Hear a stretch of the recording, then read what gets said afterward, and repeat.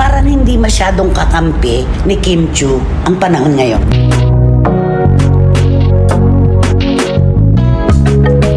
May mga common friends pala si Kim at saka sila Cam. Tumitiwalag kay Kim Chiu ngayon.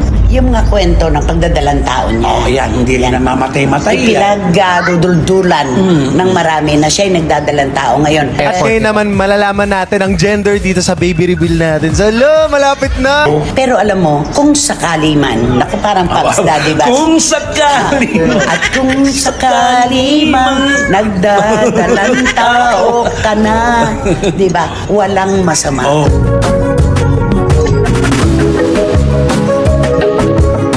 Eh sabi ko nga, pinakamahirap na itago, pagdadalang tao. Eh, lagi mo pa namang ano yan, no? Bawat sanggol, 9 na buwan lang pong dinadala sa sinapupunan ng kanyang ina. Eh pagka 9 months na, hindi mo pa rin naaminin.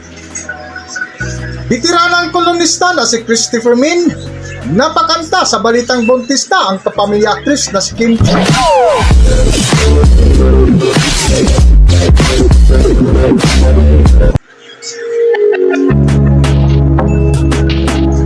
Welcome back to Philippine Celebrity Broadcast. Matapos nga pinagpiestahan sa mundo ng social media ang chismis ukol sa balitang pagdadalang tao o pagbubuntis ng kapamilya actress na si Kim Chiu, ay hindi pa rin ito tinatantanan hanggang ngayon. Una ngang napansin ang nasabing chismis nang dumalo sila sa isang event ni Paolo Abilino sa ibang bansa. Matapos mapansin ng ilang netizens ang tiyan nito na tila may laman na. Ngunit mas lalong lumakas nga ang pagdududa ng mga chismosa nang magbiro ang kasamang host sa tanghaling show na It's Showtime nang biglang banggitin ni Darren Espanto ang gender reveal. At ngayon naman malalaman natin ang gender dito sa baby reveal natin. Salo, malapit na! Is it a boy or a girl? Ano kaya? Sa latest vlog nga ng bitiranang kolonista na si Christopher Min, ay isa ito sa kanilang mainit na paksa na sa bungad nga ng kanilang kwentuhan ay naramdaman ni na Christopher Min na tila hindi kakampi ni Kim Chiu ang panahon ngayon. Nararamdaman ko lang sa pagbabasa ko ng mga posts, sa pagbabasa ko ng mga netizens at bashers, parang hindi masyadong kakampi ni Kim Chiu ang panahon ngayon. Oo nga, kasi diba, lagi naman tayo mga Pilipino na, diba, nagpapatawad, ika nga. Pero ito kasi parang sa mga nababasa natin na naglalampasan, parang pusong bato na daw. Oo, ang tawag sa kanya ngayon, pusong bato. Kasi nga, dun sa demandahan nila Cam. Pero, hindi po natin kasi po pwedeng pairali ng ating emosyon sa isyong ito. Si Kim lang po at sila Cam ang nakakaalam ng kung ano po ba yung pinaglalabanan nila sa korte. Sa kanila lang po yan. Pero doon sa mga nababasa ko, may mga common friends pala si Kim at saka sila Cam. Ito yung mga tao na nakasaksi nung pagsasamahan nilang magkapatid mula nang lumabas siya ng PBB House at naging Kim Chiu na sikat na sikat. May mga common friends sila na tumitiwalag kay Kim Chiu ngayon. Alam mo, ang tawag nga sa kanya pusong bato. ayun na, alam mo, ma'am, pangit yun para kay Kim. Kung totoo yan, yung dati mong kasama na pumapanig sa iba, parang hindi maganda Oo, yun. kasi common friends Oo. mahal silang pareho nila Cam. Oo. Si Kim at sila Cam, mapagpahalaga ang mga tagahanga, di ba? Kapag nakikita ko ano yung pinagsasamahan nila, yung pag-aasikaso nila Cam kay Kim, at kung papaano ang kanyang pagpapahalaga sa kapatid niya, Oo. nakikita nila yon. Kaya itong mga common friends na ito, may nakarating na kwento sa akin na bumabaklas kay Kim. Ano, malungkot yan. Maliban na lang, maganda ko sana kung hindi bumaklas, umalis sa kanilang pareho. Oo. Okay yun. Para parehas laban. Para parehas ang laban, pero yung lilipat ka sa kabila, mas mahirap. Pumunta kay Lakam, mas nauunawaan si Lakam. Siguro sa punto ng pagiging Pilipinong mapagmahal sa pamilya, yun ang pananaw nila na bakit naman kung ibang tao lang yan okay lang, pero kapatid mo yan yung kinasuhan mo. Tapos nagpalabas pa kayo ng official statement na hindi mo pa rin pinatatawad ang kapatid mo, kaya tuloy-tuloy pa rin ang kaso. Oo. Alam mo tayo mga Pilipino, sensitibo tayo pagdating sa pamilya.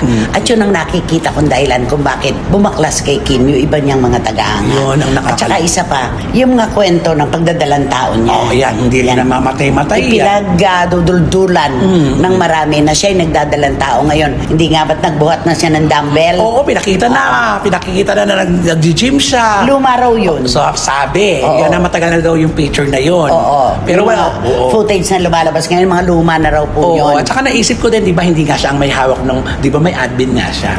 So, hindi galing kay Kim yun. Baka mamaya admin niya ang nag-post. Oo, oo, di ba? Sabi niya nga, di ba, binigay niya na yung admin sa kanyang mga tagahanga. Nasasalamatan niya Oo. niya. Sa patuloy nga ng kwentuhan ni na Christopher Min ukol kay Kim Chiu na kung totoo man ang chismis na balitang buntis na ito ay walang problema dahil nasa tamang edad na sila Paulo Abilino na kung saan napakanta pa sila Nanay Christy. Pero alam mo, kung sakali man, naku parang Pops Daddy ba? Kung sakali. At kung sakali mang nagdadalang tao ka na, di ba? Walang masama. Oo. Nasa wastong edad na kayo ni Paulo Avellino. At kung sakali man, natutoo nga na meron ng binhi sa sinapupunan mo. Although of course, marami nagsasabing, kasal muna bago pagdadalang tao. Huwag nyo na lang munang pansinin yan. Huwag kayong magpa-pressure. Basta hawak ninyo ang katotohanan. Alam ninyo na hindi ka nagdadalang tao. Yun na. Hindi pa kayo kasal. Kayo may hawak niyan. Correct. Di ba? Correct. Huwag kayong magpa-apekto. Kung saan kayo maligaya, doon dapat kayo. Pag sinasabing Diba? buntis ka, kung hindi totoo, di. Oo. Dead ma. Pero kung totoo, di sabihin. Isang araw. Isang araw. Di aminin nyo. Oo. Sabi ko nga, pinakamahirap na itago. Pagdadalang tao. Lagi mo pa namang ano yan, no? Bawat sanggol, 9 na buwan lang pong dinadala sa sinapupunan ng kanyang ina. Pagka 9 months na, hindi mo pa rin naaminin. Oo. 9 na buwan lang yan. Correct. Yung barometro na yan. Kung totoo, aaminin nyo. Kung hindi naman, para sa inyo yan. Inyo yan. Karapatan ninyo na idepensa ang inyong sarili kung di naman totoo. Ibibigay namin sa inyo yan. Tama lang. Sa dulo nga ng kwentuhan ni na Christopher Min at Romel Chica ay nakaramdam sila ng lungkot lalo na nang makarating sa kanilang balita na di umano ay unti-unti nang nag-alisan ang mga kaibigan ni Kim Cho at pumampi ngayon sa kapatid na sila Cam dahil sa balitang buntis na. Para sa buong kwento, narito ating panoorin ang video.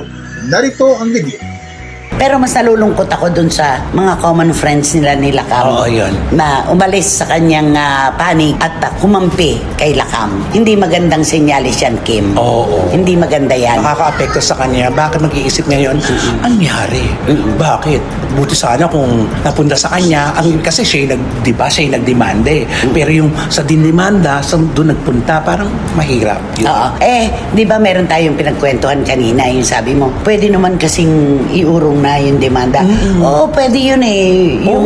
Yung amicable settlement. Di ba pwede? Na papayag pa rin sila Kam na ibabalik kung ano man yung hinahanap na Oo. pera ni Kim Chu. Kaya lang, hindi maintindihan ng ating mga kababayan kung bakit kailangan niyang kasuhan, idemanda ang kanyang kapatid. Doon nag-uugat yun eh. Yung sa mga common friends. Yes. Yun. Basta, ito po ay desisyon nila. Sila lang ang nakakaalam ng tunay na kwento tungkol dito. Tayo po ay nasa labas lamang. Nakikisilip lang po tayo. Oo, nakikibasa lang po tayo ng mga reaksyon. Ayan. At ngayon naman, malalaman natin ang gender dito sa baby reveal natin. So, hello, malapit na. Is it a boy or a girl? Ano kaya? Hanggang dito na lang muna ang ating video at kung nagustuhan nyo, huwag kalimutan mag-subscribe at pindutin nyo na rin ang notification bell para ma-notify kayo sa ating susunod na video. Maraming salamat!